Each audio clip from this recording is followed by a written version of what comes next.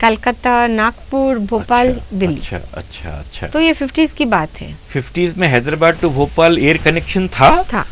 That's really surprising. पहले newspaper अच्छा, Indian Express जी 1946 में जी मद्रास टू दिल्ली जी इन 1 डे। हाँ हाँ। तो अच्छा, सुबह वहाँ छपे, शाम तक दिल्ली में कोई पेपर पढ़ सकता था। अच्छा जी। तो ये एक तरीके से अवेयरनेस भी, क्योंकि साउथ में क्या हो रहा है। जी हाँ, बेशक बेशक। Information, knowledge. जी हाँ जी हाँ जी हाँ।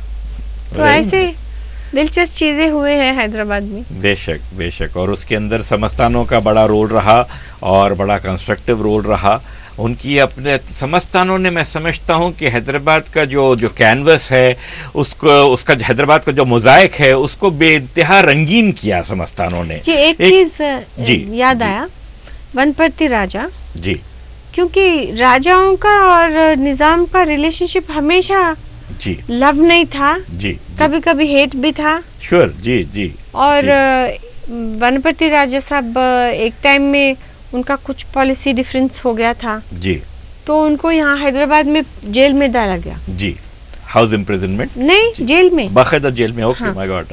जी। तो जी। कैसा भी उन्होंने किसी को बुला लेके कुछ टनल बना लेके निकल गया खूब। वनपर्ती। और वनपर्ती में निजाम के फोर्सेस नहीं जा सके, उनको अरेस्ट नहीं करते थे।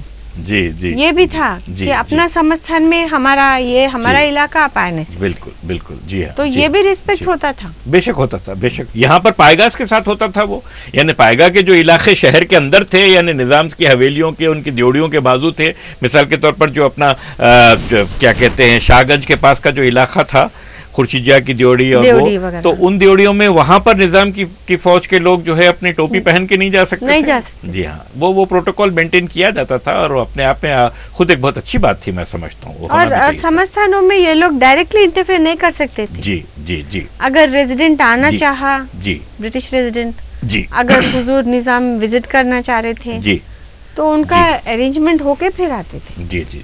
जहाँ तक मुझे याद पड़ता है कि समस्तानों के पावर्स में ये बात थी कि वो लोग 10,000 तक का जुर्माना लेवी कर सकते थे, 2 साल तक की गालिबन सजा दे सकते थे। उसके आगे की कोई अपील अगर होती तो फिर अदालत आलिया या जो है यहाँ पर जो आती थी। बहुत अच्छा सिस्टम था, मैं समझता हूँ अपने आप में। जी हाँ। और मेरे अच्छा, और एक भी भूल गए हैं, ज्यादातर सिस्टम अच्छा ही रहता था। जी जी। वो कभी अप्स एंड डाउन्स, वो पर्सनल उस पे डिपेंड होता था जी, मगर मोर और लेस सक्सेसफुल ही था। जी। अब इसमें इन डेप्थ देखे तो कई जगह वो राजा थोड़ा ड्रिंक ज्यादा लेते, ऐसी चीजें तो है। ये हर जगह थी। या जागीरदाराना निज़ाम को इस लिहाज से भी जो है कई वक्त बुरा बोला गया कि वो लोग अपने फ़राइज़ को सही तौर पर अंजाम नहीं दे पाए। उसके अंदर यही सब कुछ यानी आ जाता है। लेकिन साथ ही साथ ये भी है कि एक केयर, एक कंसर्न ज़रूर शो करते थे। एक दूसरे की फीलिंग्स और सेंटिमेंट्स का बड़ा ख्याल रखा जाता था। इंटर रिलीजियस बेसिस के ऊपर तो बहुत ही ज़्यादा ख्याल रखा जाता था और वो अपने आप में एक बड़ी मज़ेदार बात थी। उससे जो है लोगों में एक मोहब्बत और वो बना हुआ रहता था। आपसी राइवलरीज रहती थी, राजा टू राजा के बीच में रहती थी, राजा टू नवाब के बीच में रहती थी, स्टेट एंड समस्तान के बीच में रहती थी। मगर साथ ही साथ जैसा मैं आपसे अर्ज़ कर रहा था कि ये उस हैदराबादी मोज़ाइक को इंतहाई कलरफुल बनाने के साथ साथ वो जो लफ्ज़ है कि गंगा जमनी तहज़ीब जिसको कहते हैं, वो तहज़ीब को जो है बढ़ावा मिलता था इससे। नहीं, एक ही चीज़ मुझे याद आया जी, जिन समस्थान जी का एडमिनिस्ट्रेशन अच्छा था जी, वो अभी भी ताल्लुकात अच्छे हैं पब्लिक के साथ।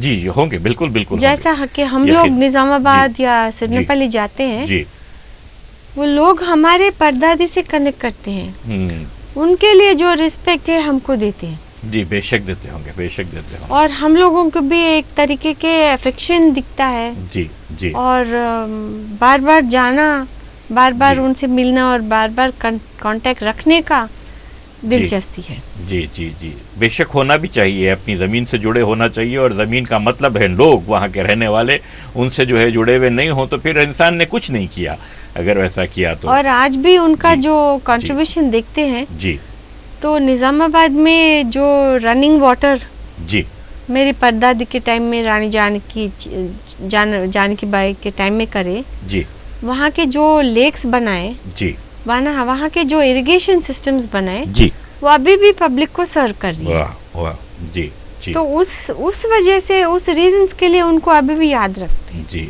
देखिए कितनी हैरत की बात है कि 1900s में, late 19th century, early 20th century में वो उनकी इकोलॉजिकल कॉन्शियसनेस का ये लेवल था। उस जमाने के जंगल जिसके अंदर सूरज नजर नहीं आता था जंगल के बीच में से, उस जमाने में उन जंगलों के प्रोटेक्शन की फिक्र थी उनको, जबकि वहाँ कोई रहने वाला, कोई सिविलाइज लोगों के जाने का भी जो एक कोई इम्कान नहीं था।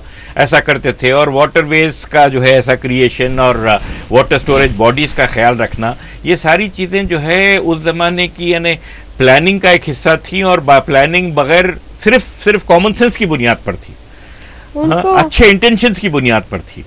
और उन्होंने पहनते थे। और एक बहुत ही अहम चीज़ मैं भूल गई, उनके जो पर्सनल बॉडीगार्ड्स थे, जी, अरब थे, जी, रोहिला, जी, और सिख, जी, जी, जी, जी। और उनका जो समस्थान में जो एडवाइजर्स थे, जी, सोशो कल्चरल एडवाइजर्स, जी, एक पुरंदस बाबा जी, जी, जिनका मठ अभी भी हुसैनी आलम में है, जी, जी, जी, वो जी, उदासीन सिख थे। जी, एक मौलवी साहब, जी, और एक ब्राह्मण गुरु, जी, जी, और इन तीनों का एडवाइस और गाइडेंस हमेशा लेते थे जी, जी। डिसीजन मेकिंग इन द समस्थान। वाह वाह वाह वाह। क्योंकि सब तरीके के सिटीजन्स है हमारे। जी, जी। तो ये भी हम लोग सोचना चाहिए कि हर एक को कैसा एडमिनिस्ट्रेशन दी। बहुत सही, बहुत सही। ये बड़ा ख्याल रखा जाता था, इन बातों का बड़ा ख्याल रखा जाता था। और यही मैं समझता हूँ वजह थी कि अवाम जो है अपने इस कदर जुड़े हुए होते थे अपने राजा से,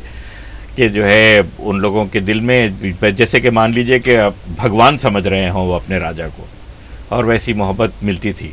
और उनका जो कॉस्ट्यूम भी था, जी, वो नैनियार साड़ी पहनती थी मराठी स्टाइल में। अच्छा। नहीं तो सलवार कमीज। जी, अच्छा। तो किसी ने पूछा कि क्यों आप ये कपड़े पहनते, जी, तो उनका रिप्लाई था कि हम लोग नॉर्मल साड़ी पहनने से हाथी घोड़ा सवार नहीं कर सकते। सही सही है। ये हम लोगों के लिए प्रैक्टिकल है। जी, जी, जी, जी। मराठा हार्टलैंड के करीब होने के नाते कुछ वो इन्फ्लुएंस भी रहा होगा। और मराठवाड़े में एक ट्रेडिशन भी रहा था पिछले 2-3 सेंचुरी से कि for the women to go out and take to the field. हाँ, उनका फ्रीडम अलग था। जी, उनका अलग था वो। और जो आप फूड के बारे में भी बोले, जी, तो हम लोग जवारी रोटी, जी, क्योंकि हमारा एग्रीकल्चरल सब वो ही था ना। जी हाँ, जी, ड्राई लैंड क्रॉपिंग। तो जवारी रोटी, वहाँ के जो मराठी स्टाइल फूड, और खास आर्किटेक्चर भी। जी, जी। बहुत इंटरेस्टिंग बात बताई आपने कि इन समस्थानों में जो एडवाइजर्स होते थे वो मल्टी रिलीजियस होते थे, और जो प्रोटेक्टर्स या डिफेंस के जो लोग होते थे वो भी मल्टी कल्चरल, मल्टी रिलीजियस हुआ करते थे। और किसी तरह का कोई भेदभाव हुए बगैर बड़ी प्रैक्टिकलिटी से जो है वो किया जाता था। चुनांचे आज भी हम देखते हैं कि तेलंगाना खुसूसन इन इलाकों के पुराने जितने बड़े ज़मींदार हैं, वो हिंदू लोगों के पास भी उनके काम करने वाले बहुत से लोग अरब ओरिजिन के लोग हमको नज़र आते हैं। और बड़ा, जैसा अर्ज़ किया मैंने आपसे, कि एक बड़ा कलरफुल मोज़ाइक बनता था इससे। बड़ी अच्छी गुफ्तगू हुई अनुराधा रेड्डी साहबा आपसे।